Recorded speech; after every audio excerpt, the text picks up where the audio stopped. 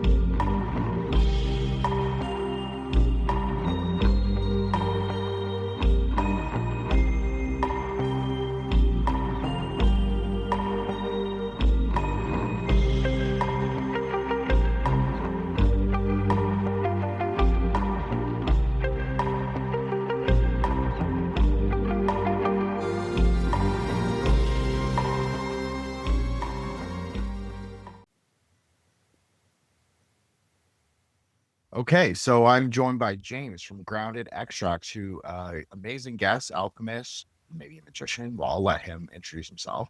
But someone that was very strongly recommended to me by Dr. William Birkin, Joshua the Branch.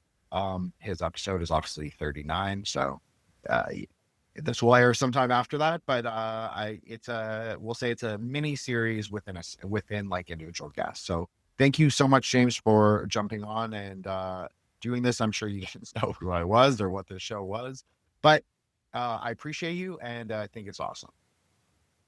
Thank you so much for having me, Jin. I'm honored that you reached. I looked through, all your guests and stuff, and I'm honored that, Josh recommended me and everyone else, and that's very cool, man. I really like what you do. Yeah. Well, thank you. I needed an alchemist, reached out to a few, but I have to say you were by far the coolest looking one. I'm not doxing you, James, but I'm just saying, like, in terms of like who the alchemists online are that are like doing podcasting or doing like books and stuff, like, you're definitely the coolest. I was like, yeah, it has to be James. So don't dude, you are you're way too confident. I'm trying to do alchemy in every aspect of my life. I'm trying to transform. And I do believe that's why we're here, to help each other grow and change and to the best versions of ourselves that we can be. So I really appreciate that. No, I totally agree with that. Like, I think I treat the podcast as a liturgic sort of project, I guess, like a great work. I've called it before. So I'm not perfect at it, obviously. Like, production wise, I can improve the different things, audio, all of that. But I think what the show started as, like what the genesis of it was, always meant to be something that it's becoming now. So it's really interesting for me to interview you now that I'm in the second season, because you're talking about the things that I'm thinking about, like this transformation through material action, because the way you live your life is the greatest ritual. That is the great work. So, yeah. Right. So, I mean, it's right, James. It was all right. The universe aligned for me. I said I wanted an alchemist, and it happened. So, sorry, James, go ahead. No, that's amazing. That's all I was going to say. So I'm going to let James introduce himself, introduce his socials, anything he wants to plug. And just, James, if you give a little background for people who aren't familiar with you, whatever you want to share. Absolutely. Again, thank you for having me on. It's January 11th, so it's the full moon in Cancer. Emotions are running higher than they will ever run.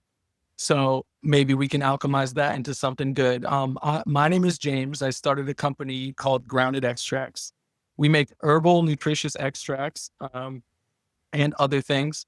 And I like to talk about controversial detox methods that expedite curse breaking primarily, but it does other things as well. And why do I like to talk about this type of magic?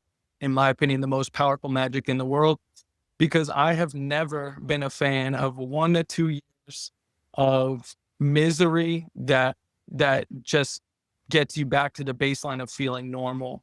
And what I'm talking about is like hardcore drug detoxification. And we're all on one drug, at some point in our life. Some are just much more damning than others. But what I'm going to talk about can help all of it from my anecdotal experience. Most people, 9 times out of 10, turn a 1 to 2 year journey of like getting off a substance into a lifetime struggle. It's only 1 out of 10 people that kind of don't. And I'm talking about heavy stuff, hard stuff. And I don't want to just talk about opiate and detox, but the thing that can detox people and expedite things is called the Tabernanthe Iboga. And it can expedite 1 to 2 year long withdrawal processes within 48 hours to a week. So it brings down 2 years of vomiting and depression, and something that most people can't get through because they'll go right back to it, because who can be out of work for 2 years? Who can be miserable for that long without checking out or going back? So Iboga is a tree, and we can talk about that. But why I say this is magic, it is magic just in terms of time, but the side effects of this detox method produces time travel, realm hopping, decade hopping, and more. Interactions with your ancestors, with famous Christian figures, and other religious figures, insight and life reviews that can appear. People talk about portal hopping with this tree. It doesn't work for everyone, but for me, it fully works better than I could have ever hoped for. And I'm so grateful. So I share these things and hope to help others by sharing my own story of hope, and to just shout down the seemingly lightless tunnel to let others know there is light around the bend if you want it. Like John Lennon said, war is over if you want it. And that's the main thing I've found. You have to, want it. And a lot of people will say that, but you don't really understand the level of that until your wants and your wants and your needs become the same thing. And that's a really hard place to get to. And when I found this tree, the Tabernanthe Iboga, it absolutely changed my entire life. And we can get more into it, or we can go whatever direction you want to go. Yeah, I would definitely love to hear you give. I'm familiar with what Iboga is, James, but in case there are people who are listening, and I'm definitely not as familiar as you, so I'm definitely interested in hearing what you have to say in your perspective, because different herbalists or different people who are talking about plants have different cosmologies and different kinds of framing of them. So I'm really interested in hearing your perspective. But I also think something you said at the very beginning caught my maybe magical interest, and you were talking about breaking curses. Yes. With plant extract. So I also want to talk about that, but let's do Iboga first, and then we'll see where it takes us. Okay. Well, I would tie it even all in together. Iboga will be the curse breaker itself. It is the tool. It is the key to unlock that lock, in my opinion, for some people. And it does a lot of things. We'll start off with what it is. So it's the Tabernanthe Iboga. It comes from Gabon in Africa. Or I might butcher that, Gabon in Africa. And it is in the jungles of Africa, in the indigenous populations, and where they have no word for murder, allegedly, but well documented. And they do massive community exercises and rituals where they drink this cooked down version of the Tabernanthe Iboga root bark. And it's called Iboga. Now, what the Sogol verb, again, I'm butchering a lot of their language, but the Sogol verb, Baghaga, is what it comes from. And Baghaga means to care for. So this quote unquote drug or plant means to care for, the name of it alone. So they give it to their entire community, where they have not one recorded murder in their history. They've been around since the beginning of time. I would consider this tree the tree of life. But I would consider it everything, also the tree of death, because it can show you, but it's more about showing you what death is and what choices in your life can lead to death. And it's all specified, individualized to each seeker when they take it. Everyone's experience is very different. So, and the reason they do this is for self-work, and they're the happiest people in the world. Like I said, not one recorded murder. So, and it's great. And it's like, well, how does it do that? And what does it have to do with this tree? Well, this tree, when you take it, you feel like you finally have full access to your entire brain. It's kind of like the movie Limitless, but in reality, and it's used for internal work. And the internal work is usually starts out with a life review, a waking life review. So you're still alive, but all of a sudden you'll end up, sometimes they say in a movie theater. Some people literally walk into an actual movie theater all of a sudden, like they're taking it in the jungle. And then all of a sudden, once it starts to kick in, they're somewhere else in a completely different reality. And a lot of those people end up in front of one type of screen or another, a black screen. But a lot of people say legit, a movie theater with ticker tape and everything. And you start to watch a movie of your life in high speed, and you get to pick and choose what direction you want to go. And it's like a roller coaster. It doesn't stop. It's very quick. And then once you come across the right slide that it wants you to look at, or that you are willing to look at, the screen immerses itself, or you get immersed into the screen, and all of a sudden you are now back in the movie. You're in the movie that you were just watching. And now you get to, like, almost like it's a Christmas story or a Christmas Carol, where the ghosts of Christmas past and all those ghosts visit him, and he gets to review his life without them seeing him, and see where he went wrong, and see, and see what action led to what other action that led to this issue in his life, and how to move forward.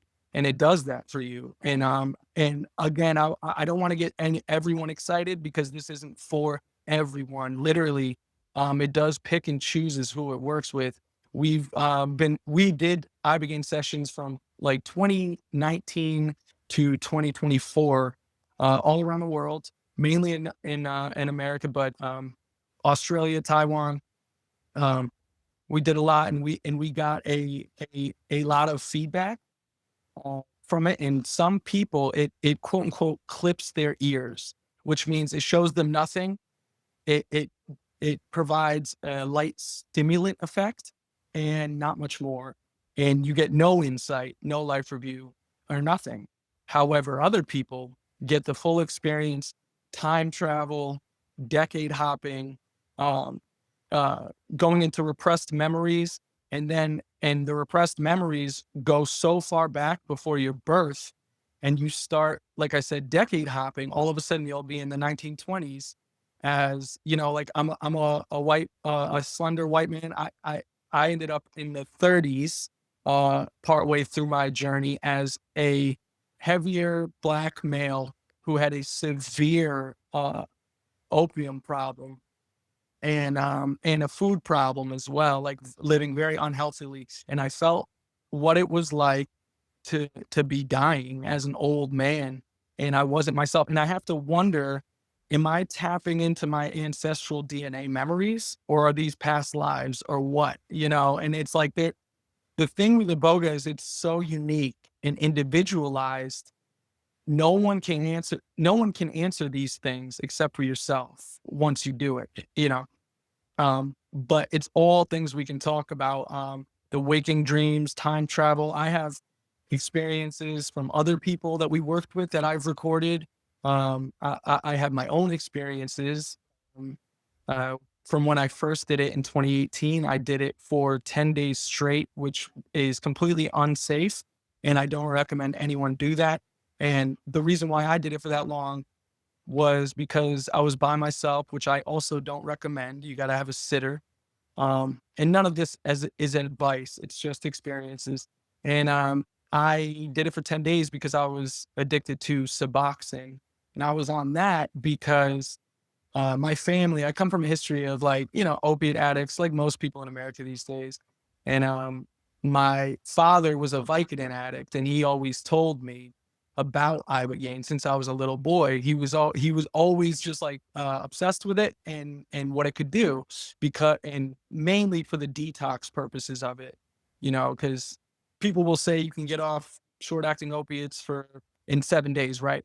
But the years of use have changed your brain and changed your thought patterns and your irritability and your opinions and everything, basically. So it then takes years after that to just get back to the baseline of feeling normal. And that's why he was so interested, because it expedites those years into just a couple days. But it doesn't feel like a couple days. It feels like years. Those couple days, I know I'm all over the place right now. Just a No, good. you're not. Okay, cool. All Great. right. Those couple days will feel like years, because you don't just go to the 1930s and experience, what it's like to be someone else. You get to spend sometimes years in those other decades. And I'm telling you, everyone is dressed correct. And and songs I've never heard in my life from that time frame, I heard, and every lyric was played, every melody, I've never heard it before. And am I saying that I actually went back to that time? I have no idea. All I know is I was somewhere that I had never been before, and all of the details were so in place. I don't understand. It was as real as I'm talking to you right now, to the point where, and you spend so much time there that when you come back from it, you forgot what even happened. You forgot why you even took it in the first place, because you just dove straight into another life with all these other details, new relationships, maybe a new spouse, new children, everything different, right? And all these different details. So then you immerse yourself in that. And then when you come out of it, it's only been a couple days in reality, but for you, it was years. So then when you come out of it, and and you can't distinguish between what you just experienced and reality, because they're the same. They feel the same. They look the same. They taste the same. They smell the same. It can be really traumatic for people. But what the hope is that everyone, you don't just time travel for the sake of time travel, but you can, but you will inevitably learn something. That's the whole point of this tree, is what I've learned. And it's a full spectrum tree. You learn the good and the bad about yourself. And when you come out, my opinion on this, the purpose is to carry over what you learn into the physical eventually. So terrible things happened in the Iboga realm in certain decades, and wonderful things happened to me and in the future as well. I went to future decades, and all these things you get to experience. And I got to experience success, and I made certain moves that allowed me to achieve success in that experience. And when I came back here, I employed what I learned as best as I could. And I tried to replicate the moves I made in that realm, in this realm. And I did, and it worked. And I got very successful, and I was blown away by it. And so that's the goal of all of these things for me, is to try to carry everything over. And I'll end this tangent on this. I was in one of I call them Iboga dreams. In one of the Iboga dreams, I was going through a forest with a small group of people, and this woman was in front of me, and I tapped her on the shoulder, and I said, "What are we looking for?" And it was a real dark forest, like at night. And she said, "We're looking for the oldest tree in the world, where the roots go down to the underworld and the treetops go all the way up to heaven." And I said, "Okay." And we just kept going, and then we found this tree, and there was like sap oozing out of it, and we started to take it, and then I had like a slight psychedelic opiate effect from it, and then I ended up in another place, in another realm, in another Iboga dream.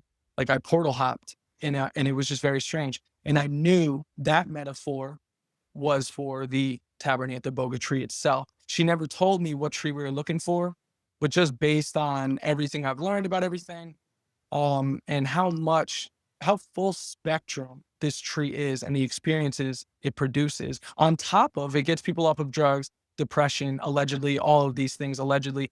But it's just incredible. And it's all natural, and it's more powerful than any pharmaceutical I've ever done in my life. So it changed my life. So, I was like, I want to tell people about it. Well, thank you so much, Chase, for sharing all of that. That's incredible. I have to say that nothing of what you said was crazy to me. I Awesome. try and bring a very like speculative, conceptual layer to magic. You don't probably know this, but I'm a tantric Buddhist, so I often talk. I do know that. I do know Okay, that. you do know that. I Okay, heard today. Yes. Yes. okay. So, well, I'm glad, so I don't have to preface that, so that's great. But I also talk a lot about Kabbalah because I believe that it's also the same thing. Like the tree of life that is Sure. like is a perennial tree, just very similar to how you're describing it. And so, what I'm hearing, you may not particularly frame it in this way, but I hear a magician's experience. Like that's what I'm hearing. I'm seeing time is not fixed. I always say this in like when I do things on Kabbalah or talk about Mahakala, the Time King. Mm. He's fixed in space in Buddhism. He sits on his throne in the carnal ground. Sometimes he dances, but he's fixed in space. Okay. So it's only in your mind. It's very Yes. conceptual. So when Yeah. you're saying you're going through time, that makes complete sense to me. You're moving through the spaces of time in your mind.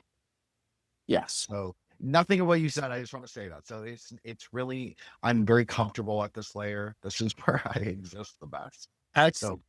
So this is right on track. So I wrote down time. I wrote down the tree, but I kind of laid that out. I think you're also talking about like what this is a common parapolitical question. Like, what is the tree? What is the correct identification of this? Like it's either a psychogenic tree or entheogen, or it's like a metaphysical tree and it's like more ideological or more Mm. cosmological. But like you're saying, it's like it's all one thing. So Yeah. for the upward facing tree, the tree of life, and the tree of death, they're interconnected. And you could also say that's all one thing. Like it's not distinct. It's not even different. Just it's one tree. I totally agree. And I never had heard of these concepts until my first Iboga experience, where I learned them in the dreams themselves. And so this was all very new to me. What you're saying now, I'm familiar with it after so much time has passed, and I've dove into so much of esoteric information and things like that. Um, but what helped me grasp it the most were these experiences, and yeah, it helps you understand things with seemingly impossible clarity. That it's from the dog bane uh, family, but it's really its own thing. There is nothing like it, and I agree with what you said. Like that is the magician's experience, because I have worked with so many people at this point, and my experience is rare. And that's why I like to say I'm not trying to get people's hopes up. And I'm also not trying to say like I'm a guru who got to have this special thing that you'll never have. Like, also not that. I'm so blown away by it. I feel like I'd be selfish to keep it to myself at this point. Well, okay, so you said many interesting things, but in my way, I'm gonna pick out one thing in Please. particular, is that the dog bane. So this is really fascinating for me that it's a dog. I didn't know this in Mhm. preparation for the episode, but dog bane in general. So I don't know Iboga specifically, but I know that in general, dog banes are actually herbs of Ra. So since we are in a conjunction of Mars and Ketu right Mhm. now, I think Mhm. that that's really interesting to have this conversation right now. And Wow. also, what does Rahu do? He takes you all the way to death or to knowledge. He takes you all the way there. It's like a lightning strike that happens, explosive. It's an eclipse. It's burning away all of reality. And it's like what you make of it. Like you were even saying that you took of the experience from the conceptual world, from the mind palace, you could say, and you Yeah. took of it and you materialized it and you brought it into the real because you willed it to happen. You made it, you built it. So I think that that's very Rahuvian. Yeah. So really Yeah. interesting. Absolutely. it's very Plutonic as well. Yeah, It's yeah, very yes, Pluto yes. infused, and just the transformation, the destruction and rebirth. It really does that for you. And the only way I was able to be successful when I came out of it was because it literally, it burns everything away from everything that isn't you. It absolutely shows you and burn, like literally things were burning in front of me. Like I would watch certain dreams and ideas I had for my future just burn to the ground.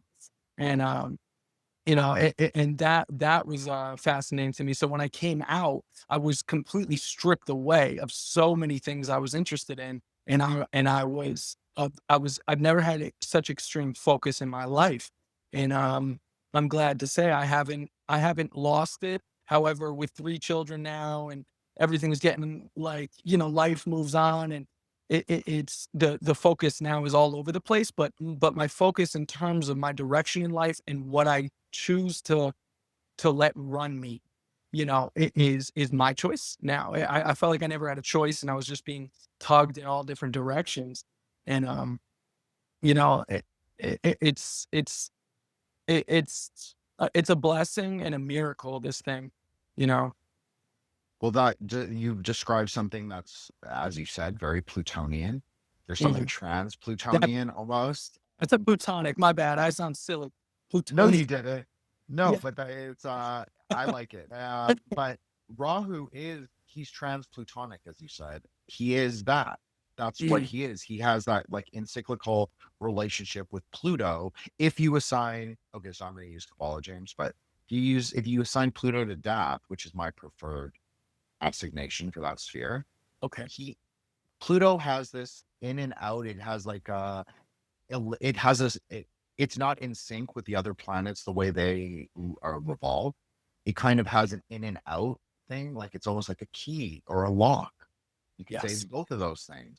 So in tantric astrology, Rahu is pacified by the Plutonic father. That's how it's sort of described. So Mhm. he doesn't clear him in total, like you don't get total liberation from the cube or whatever. But it's like what you said, that's like the magician sphere. So you're taking of that potentiality, that electricity, Yes. and you're gonna, implement it or not, but Yeah. based on your choice. Yeah. And it could be both the key and the lock, or we're the lock, and that's the key. That's And what right. kind of lock do you have, bro? You're not going to know until you put the key in, That's right. and it's like, and if you look into what the CIA has to say about this, this is the sum total of their information on it that they say. Okay. And they say this is all they have. In the late 60s, early 70s, they spent like $1,200. That's all. To purchase, to go to Africa, purchase this tree from these tribes, if that's actually how they got it. They could have just murked the whole village and then took some trees, but who knows? Either way, they got their hands on the Tabernacle of Iboga, and they did studies. And if you look up all of their information again, every single thing is redacted. Every single thing except for one sentence. It says it modifies men's behaviors. That's it. That's the only thing they'll tell you. Every single thing else is redacted. And I think that's so fascinating. And but it's such a threat though. They don't, and people will say, well, it's really dangerous. Allegedly only 8 people on record are known to have died, and people die from opiates every single day, legal opiates in this country and all over the world. And it's like when the conversation goes to, well, is it dangerous? I'd say that's not important from my perspective and what I'm trying to express. But yeah, it can be. It can be for people, but I don't like to get caught up on that because again, 8 recorded cases, and you never know what was in their system at all. They never tell you that, like what else was in their system. Um, but it reminds me of this. I have my wife is really into anime, and Awesome. We're weed friendly on the show. I just want to say that. oh, that's a beautiful thing. That's a beautiful thing. That- That's awesome. And like so, she showed me this show, My Hero Academia, Mm. And I wasn't familiar with anime, so but I love comic books and stuff. But she showed me this show, My Hero Academia. Have you seen that show? So I am you don't know this, James, but I'm a huge weeb. I'm actually in the middle of a series on, we're calling it like occultism and anime, or anime and occult review is what my Beautiful. like nice, my description word phrase that I use. But so I have several episodes out on that, and it's something that people have invited me on their shows to discuss. So definitely something I'm comfortable and familiar with. And yes, My Hero Academia. So I am in a weeb chat that is quite infamous. So they don't necessarily like this series. So let me just preface by saying, Okay. Okay. but I have seen it, and I've at least seen the two first seasons. So Well, I have familiarity with that. Not the manga, but the anime. yes, I only know the show, and Okay. I'm an anime, and it's like I knew my wife told me it was very popular, so I'm like, Yeah. okay, probably not one of the cool ones.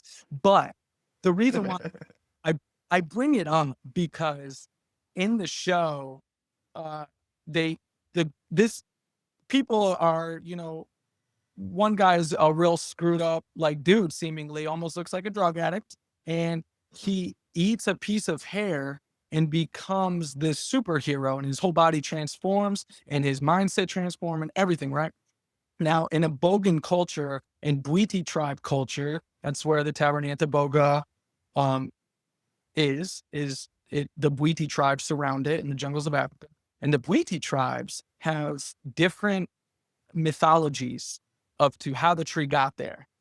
And they say that the tree got there. One of their stories is by God, the creator, the most high, whoever, clipped his benevolence, clipped his fingernail, his thumbnail, and buried that in the ground.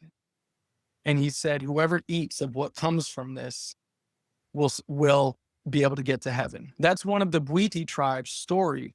Okay. So then My Hero Academia comes along, and they've got drug addict looking people that take a strand of hair and then transform, right? And it seems so influenced to me. So that's just a little side anecdotal thing of how, just like the movie Limitless, I think that Iboga is infused in many parts of this realm that we don't know about, and it's just named other things. But so many metaphors, I believe, are perfect for that. I mean, everything links together, but I just think it's cool but no one will ever say the name of it, and no one will ever really get deep into it. Well, okay, so James, I think the underlying reality is that, I'm sure you probably honestly agree with this, but I'll see what you say. Is Okay. that magic, or like the kind of para or meta reality that's behind all things, Mhm. that's real. So like when people watch Evangelion, or people watch Sailor Moon, and they think, oh, that reminds me of like Kabbalah, that reminds me of Keys of Solomon. Yeah, Because those things that is Kabbalah, that is Keys of Solomon, like it's all there. it's all the So same. Yeah. that's right, it's all the same. So I have no problems like saying that about My Hero Academia, and in fact, I don't even think it's a stretch. I think that's exactly what they're talking about. I know one of my co-hosts for the anime and occultism series, Monty from the Nice podcast, he loves One Piece. It's like his favorite manga / series of all time. So they eat magical fruit. Like that's their whole thing. They gain powers from these magical berries. Incredible. And so there is kind of a metaphysics in the anime that does definitely corresponds to our world. And there's definitely like the metaphor of like, I always think of like a pomegranate tree, because Mhm. I'm like a Kabbalah nerd kind of, but that's what I think of, is like the pomegranate tree. So it's like God plants his seeds in the earth, or at least, interestingly, I think the fingernail was cool because it's like a dead piece of God. Like, I'm not saying the fingernail is dead. It's obviously growing and has potential, Yes. but it's kind of like it's not it's not prime materia. It's not Yeah. like something that, right? It's like an externality. Yes. Putting it there so people can have the experience in their consciousness, Yeah. of God and of his reality, or however you want to think of it. I mean, I'm fine with using the theistic. be honest. But I know some people, you know, don't love that, but I No, think it's fine. I think no, I love it, and it can tie together with all religions. Like, you know, when they see the face of God, it was so bright that, you know, they died, like they, you know, type thing. It's almost like if he put his whole finger in there, well, he wouldn't have a finger, but you know, like it had to be a discarded piece of him because of the realm we live in. The realm we live in Right. is separated from him or from the all, because we are polarity, we are duality, we are male and female, we are not one. So it has to be, you know, and it's still, even the thumbnail can produce such incredible experiences. And then I like what you said, that it's the dead piece, and it's like it allows us to face death through this tree of life. You know, it's fascinating. If you do want me to, now, I guess I should say, this. So, because people largely reach out to me for this reason. They want Iboga for drug detox, and I get that. I can't produce that for people. I did sessions for people for years, and most people only last 2 years doing it.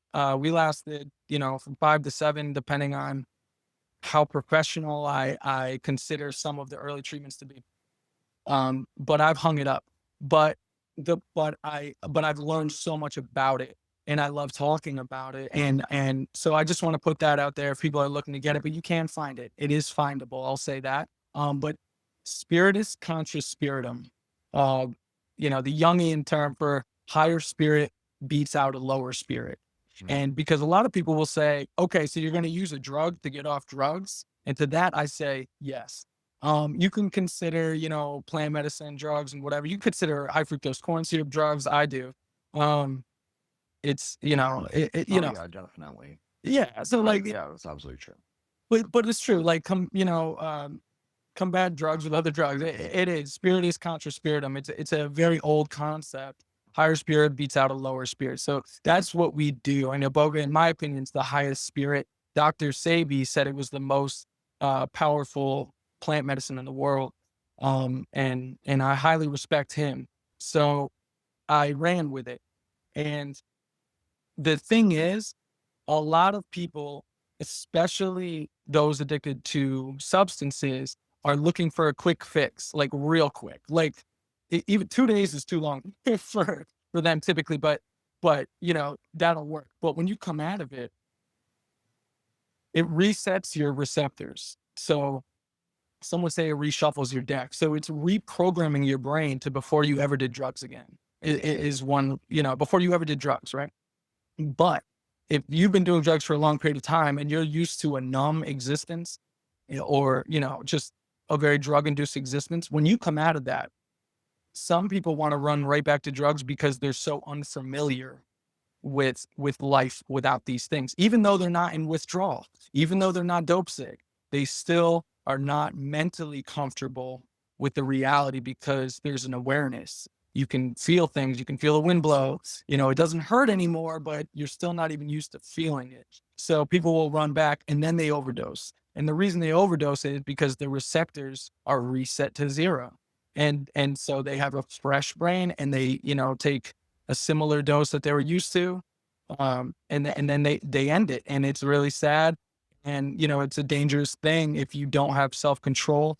And, you know, some people will use it just because they want to pass a drug test. I'm telling you, that's not what something like this is for. It's for changing your life. So if you're not serious about changing your life, whether you're on drugs or not, it's gonna do that. So if it works for you. So I just, you know, I suggest people do their own research and really think whether, you know, whether they want a different life or not. A lot of people talk that they do, but a lot of people actually don't. So, and then when you come out, if you don't go back and relapse, you have to hold the line. And so what has worked for people we worked with was a year of aftercare. A year of aftercare implies a microdose of Iboga, like once a month So 12 microdoses over 1 year after after your big session. And that will not make you time travel or anything. It just puts you back into that similar mindset. So you've got 1 foot in the other realm and 1 foot here. And you just get reminded of why you're doing this, why you did it in the first place. And then on top of that, it's a powerful detox here. So it's going to re-detoxify you. So the entire time during your session and the entire year afterwards, if you're going to be doing the aftercare and taking the boosters once or twice a month, you need to be doing nutrient floods. That needs to happen. You need to stay healthy. You need to eat well, as best as you can. I know the prices are crazy nowadays, and we're all doing the best we can. Ramen is looking real good at the price rack right now, but I can't afford the best for myself, so I just we do what we can, and but it is very important to spend the money while you're doing that year and during the session and a week leading up to the session to really treat your body like a temple, really treat yourself right, and really decide whether you want to play this game and whether you want to win or not, the game of life. Like, do you want to win? If you're in the addiction category, if you're not, and you're just looking to use it to time travel or flow depression or whatever, it can do, it can do many different things, but most people reach out to the addiction component. So I just want to put that out there. It's a year-long process. And other people say, well, you said that this other drug would take a year to 2 years to get off. And now I have to do aftercare, this other thing for a year. So either way, I'm going to be doing one or the other. It's so much easier.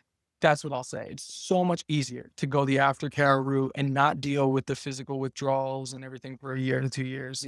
Get rid of those and just deal with the mental adjustments, and the aftercare will make it easy peasy. It really will. And I found the love of life again. I hated life at one point. I couldn't understand anything that was happening around me. And I time travel. So I'm like, damn. And I got to learn a million lessons within, and I didn't even have to check out of work for more than a week. So it's an ideal, like, magical thing, so just be careful, everyone out there listening to this, just do it right. Well, it's so interesting because I've had 2 people on the show who didn't discuss their Iboga experiences. I guess Zach did a little, but also Mike. They both have done Iboga, so it's interesting to Oh, come wow. out full circle and like discuss it with someone who's used it in a professional setting.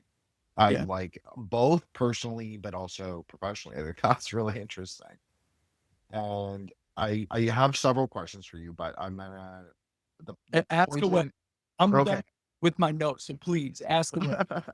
Well, I thought what you said about plant medicine and plant poison. I know you said that more at the beginning, but I think it's really interesting because even in TCM, there's this idea of the Sichuan fire school.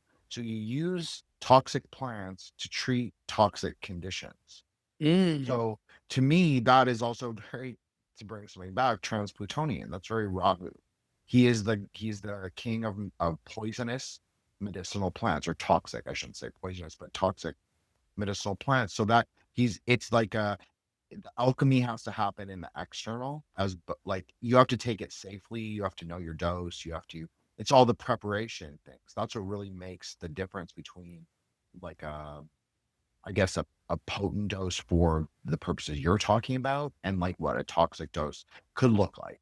And I agree with you that I think that there's absolutely room and place and for plants that are considered or mythically or otherwise toxic. And I also think that gets way over exaggerated. It's my opinion, just my opinion, but Sure. And like exactly what you're talking about. I love what you just said.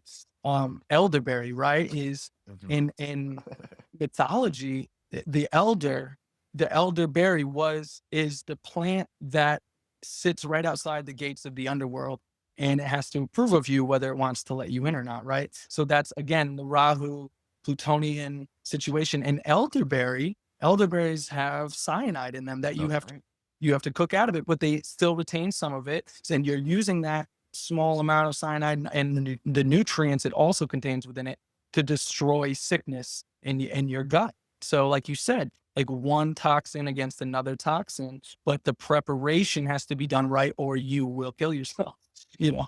Yeah, basically, I think that is the really interesting thing with working with these. I know a lot of we'll say like occultists call them baneful herbs. I don't necessarily use that language, but I think there's something there that you're using like I'm just gonna call them toxic plants because that's I think more interesting framing. But I think there's something that you have to have a kind of conscientiousness. I think that's also part of alchemy. I don't know if you agree with that, James, but there has to be Oh yeah. like yeah, like a planning, whether you're using astrology or not, whether you're using, if you're making sporadics or planetary tinctures or that stuff, or you're just doing like herbal medicine, because that is part of herbalism. Like a huge part of it is sort of like looking at natural cycles. Like you were even talking about this in a more microcosmic way when you were saying like prior to the week of, you have to make the preparations almost like a vegetal diet, Yeah. like almost like ayahuasca sort of preparation. Not quite, but there's a similarity. There's No, like it's like making an offering. Like you're turning your body into the back into the temple and making like an offering and show. It's a show of commitment. yeah, and I think that that's also really interesting because I've heard from other people, not necessarily Zach or Mike, but other people maybe on other shows or whatever discussing Iboga, and they will say that there's like maybe a devilish or angry kind of a trickster spirit that I've heard some people describe. I've I heard don't know. I've heard that too. I did not come across that, but I've absolutely heard that. Well, there is an idea. I don't know if you don't have to agree, James, but for me, I think that sometimes when people talk about psychoactive experiences with plants, particularly, or with entheogens, they metafictionalize. They kind of tell a story that could be true or could be not true, but I think it's actually to influence how other people's experiences go. It kind of It gives them a framework for what's going to happen. I prefer more loose, but that's more I'm comfortable with that. Not everyone wants it to be like they're not like, oh, okay, conceptual, like, they don't like that. Some people need a grounded reality. yeah. I Yeah. don't know. It's just an idea I think about sometimes, and I've heard other people discuss that, like the machine elves. Like in Buddhism, we have like the takinis, but they're not really machine elves, but some you can tell some of the ayahuasca people have definitely taken or borrowed stories that they've heard from other traditions, and they've kind of remixed it, you could say, like a remix sutra of plant medicine, and they kind of retell the story in a specific way. I don't necessarily think that that's super useful, but you know, I guess it depends on the person receiving the information, and 100%. yeah, yeah, but yeah, it's subjective for sure. And I'm learning that about, quote unquote truths and perspectives and it teaches you to be very truthful with yourself, and some people can carry that too far with others. Like if someone doesn't look good, you don't need to tell them they don't look good today just because it's truthful to you. It also it sets you back to zero. So you have to learn tact and discretion. The conspiracy world and a lot of it's entertainment.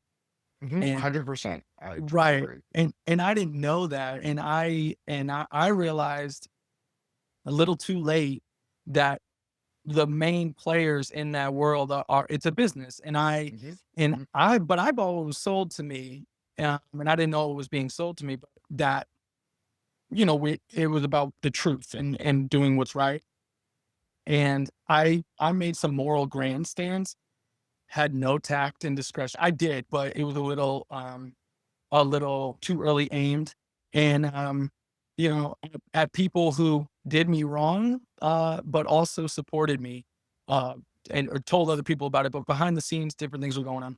And I, uh, you know, I I handled it incorrectly at first by even talking about it instead of just letting it play out. And I was in this mindset of like, no, just like Iboga, I got to tell everyone, it'll help people, and it ended up just, hurting me. And so then what I started to do was make comedy out of it. And I'm like, okay, this is a healthy alchemy of it. This, you know, uh, we don't have to name names and expose people. We're all doing our best in one way or another. And I'm genuinely just trying to have a good experience here for myself and my family. And that's another thing I did want to shout out there. If people want to go see the other work I do, because I'm kind of all over the place. In our spare time, we make comedy videos. So, and like we make parodies of online culture. And what we do is we take the people, a lot of them like kind of selling spirituality or truth as a business, and kind of just, if it's super business oriented, like more than the actual information, we'll parody it. And we have so much fun with it. And the majority of people we do parody reach out to us and tell us they enjoy it. So anyone that wants to go search us on YouTube, Grounded Extracts on YouTube, we have a show called The Murder Dome, and it's like a truther parody comedy, and we put a lot of work into it, so we had fun with it. But there's a lot of truth or esoteric Easter eggs throughout the entire thing. Awesome. Yeah, and yeah. No, I mean, I'll definitely put it all in the show notes, but I want to discuss a couple things that you said, if you don't mind. Oh, Is please, that, please. is I that, go off in different directions. no, that's the show. So Cool. it's cool. Very cool. The truth community. Okay, so this is actually really interesting that you bring this up, because it's something that I'm thinking a lot about now, because they definitely started out. I mean, I didn't really do conspiracy myself, but I definitely was adjacent to it, and like Same. people around me Yeah. were doing it. And I'm very critical of power in general. And I've said this on the show, and I've had like more right-leaning people on in general, but a lot of people who consider themselves post-left as well, like who left the left kind of, or just like through 2020, and they went through a radical shift of consciousness. My personal opinion is 2020 was like regardless of what you think of it, it was a magical operation. And some people came away very illuminated in some degree or some capacity. And so the truth community was like a container, a klipa, or a vessel for that consciousness, a narrative for that consciousness to dwell. I've been using this example, so but I'll say it. But The New Nightmare by Wes Craven. So it's like the container for the demon, and we trap him in, but it's just a belief system. It's just like an empty vessel. It doesn't really mean anything. So that's what the truth community really is. And like, I'm friends with a lot of people who are doing like interesting commentary on parapolitics, but I noticed we have all shifted, and we're kind of like I've been doing the deployment series, so it's like plus ultra. So we like, magic is obviously real. It's kind of like there's an ARG happening, an augmented reality game in front of us, but we don't have to play. That's kind of the idea too, is like we don't have to choose to play.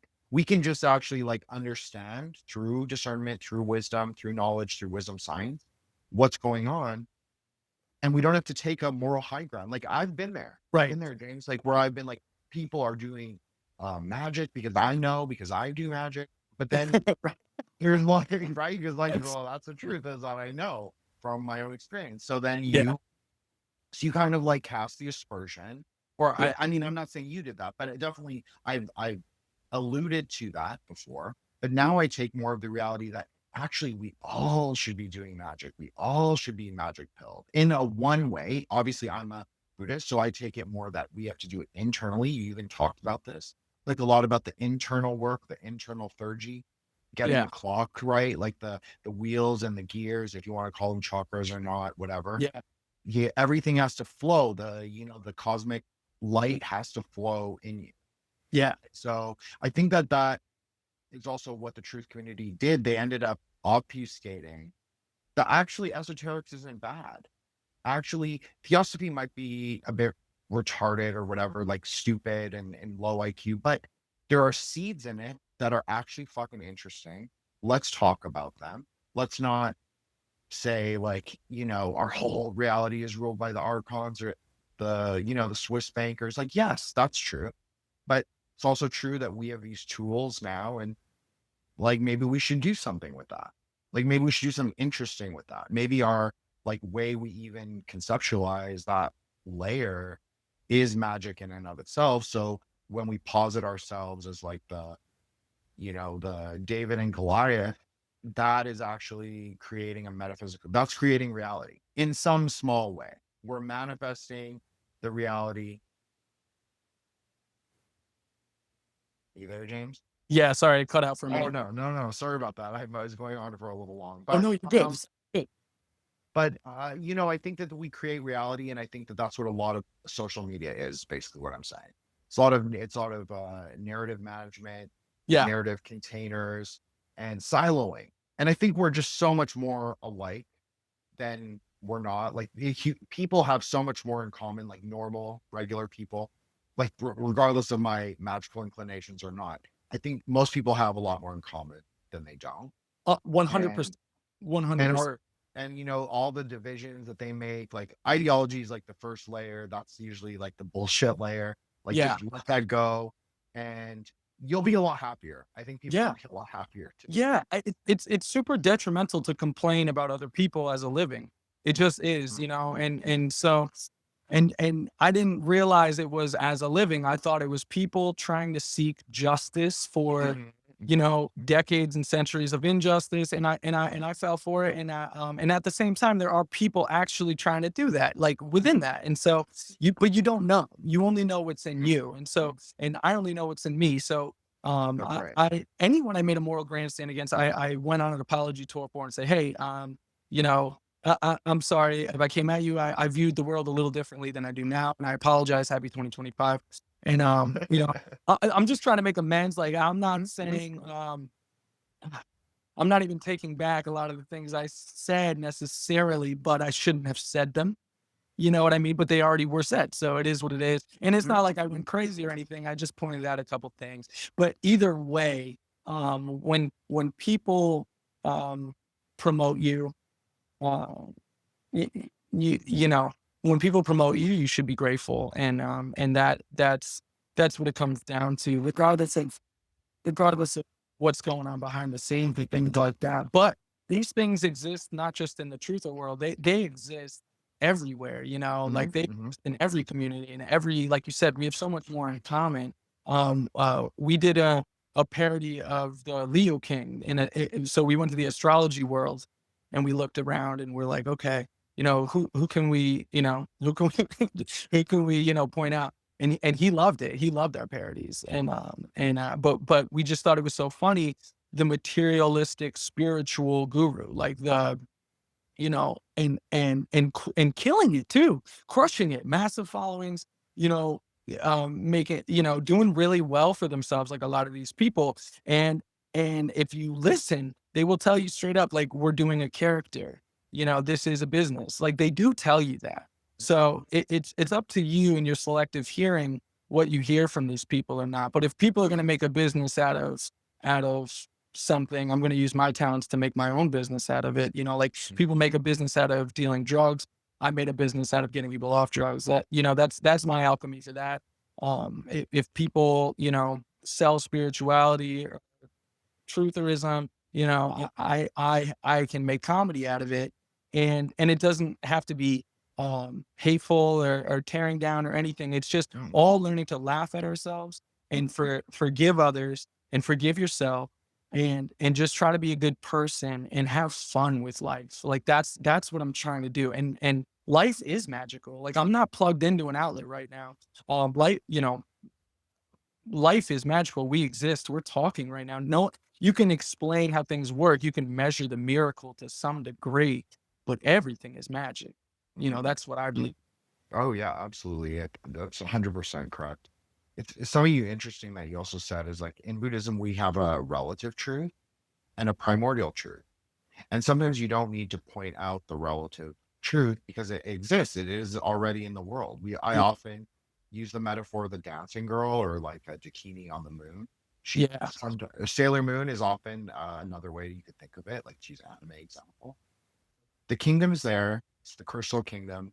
You can choose to see it, choose to acknowledge it or not. But it exists regardless of our perspective, we can say. So sometimes withholding truth can actually be a relative mercy. Not always, but sometimes you're right. We don't What? always need to point it out. Yeah. Yeah. It exists in the world regardless of our articulation of it, right? So the reality is like that's how I feel too about conspiracy, about trutherism, about parapolitics in general, is that it's or as to use something you said is discernment. So that's at the end of the day, that's all you have is you have your discernment. You can laugh at things and you can laughter, as I said, is the best way to sort of break aggregation, break yourself out of the lower consciousness. Yeah. Yeah. And a lot of these things are tests put in front of you. I 100% agree what you just said about humor, helping you break out. It's the healing arts, just like music, plant medicine. Mhm. It's something that allows you to feel something different than normal, that changes your viewpoint of something. And it's like a lot of these things are tests put in front of us. All the truther stuff, all of the entertainment world, the conspiracy world, the astrology community at this point, not astrology itself, but the community. And like, are we supposed to point out things that, and scream to the world, hey, I'm failing a test right now? Or are we supposed to, try to hone the different perspective that we gain from these things, if we allow ourselves to think differently than we normally do, and humor, music, plant medicine, dude, those are the three for me, and family. That's the main, and a lot of people don't have family, so it's easy to hear the first three. But they all can be life-saving, in my opinion. It's the healing arts. So I want to ask you something that is going to sound like it should have gone 30 minutes ago, but I think it's actually more interesting to ask you this now. Cool. What does sobriety look like for you? And what does it look like compared to where you were before? Sobriety for me now, it is enjoying life. It's not to say, you can't have a glass of wine every now and then, or, enjoy cannabis and the other thing, but sobriety from like masters, from chemical masters, from spiritual masters, not being in control is how I felt before. Now I'm very in control and I feel very responsible for all my choices. So as freeing as sobriety is, it's also a weight as well, because you are now in the driver's seat. It's now your fault if you crash the car. I feel like there's an air of grace around people before they get out of their addiction, because they're really being run by something else. So the universe almost cushions them, because I can't tell you how many times I should have died, and I didn't. But now life seems so much more, because I'm so much more aware. It has its own struggles. It's not like complete freedom, for sure. But you have the freedom to make your own choice. You're not being tugged by your desires. That's how I feel. After I did my session, I had 3 beautiful children, and now my life is their life, and I am just trying to help be the best influence and father and caretaker I can possibly be. And it's way harder than I ever thought. And it's really hard, because you see what your parents went through, and we all feel certain ways about our parents. But I don't know if I would have been able to acknowledge all of the little insights. I don't know if I probably would be much more irritable around my children if I wasn't sober. My decisions would not be made from my heart. They'd be made out of survival mode, out of fight or flight, So now, I actually spend time on making things. My creativity's back. I had a writer's block for 10 years. And as soon as I did the Iboga session, I can write again. I can make art. I can make comedy. I get flooded with ideas all the time. And that is everything to me. That's me. That's my creativity. That's my magic.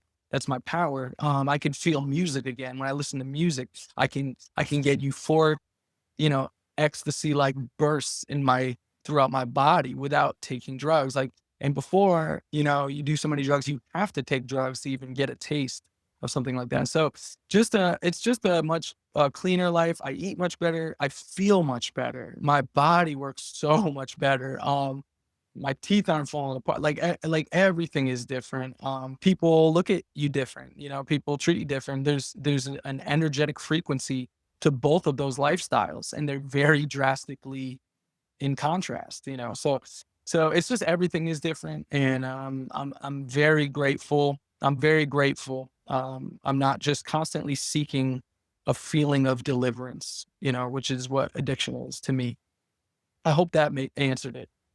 That was honestly so good, and I appreciate that. We didn't even talk about your like nutritive extracts, which I had intended to discuss. Oh, it's But, all you, good.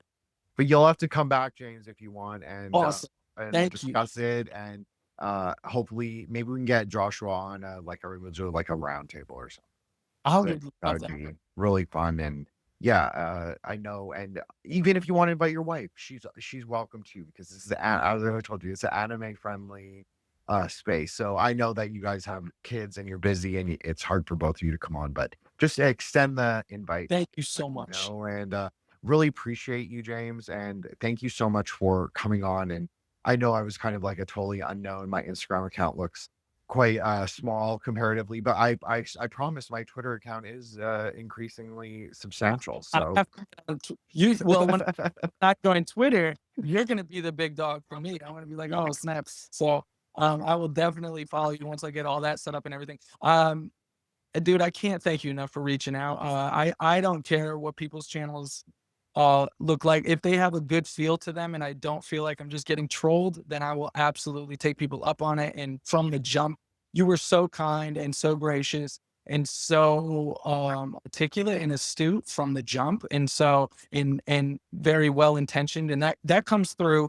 You know, you know, they conspiracy people, well, they want you 6 feet apart because that means you can't pick up on people's energy. I disagree with that. I think intentions can be sent right through the internet oh and yeah, pick up on that. Like, you know, so I'm just grateful you asked me to be on, man. I hope your channel just grows and grows and grows, and I'll promote it. And well, I appreciate that, James. You don't have to. The thing is like my show is really about me being in conversation with someone like you or whomever. It's really about like so I can have conversations with magical people. That's really what my show's become about.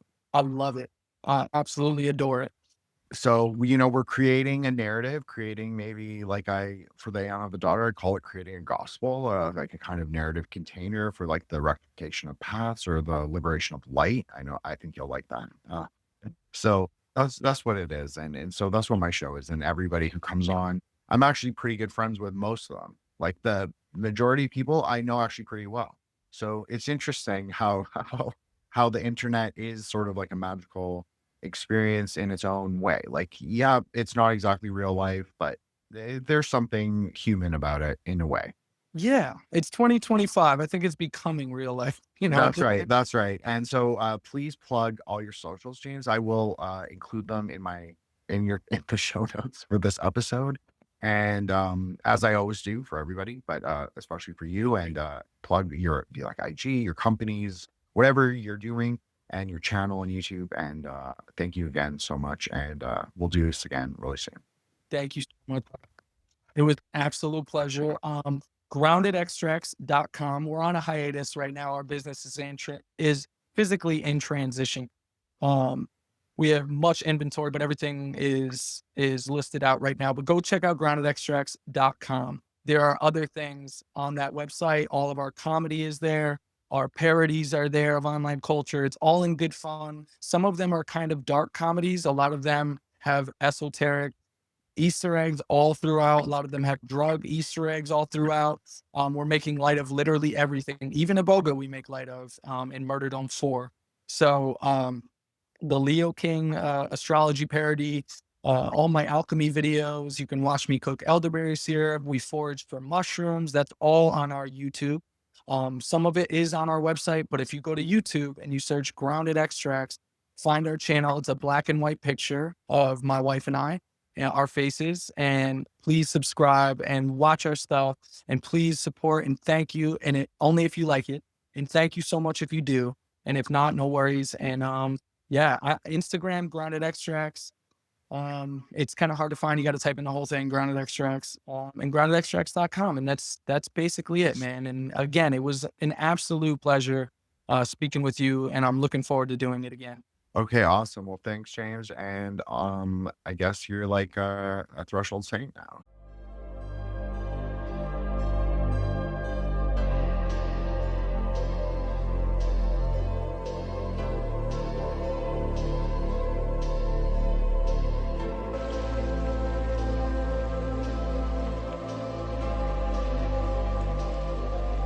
Vegeta, thanks.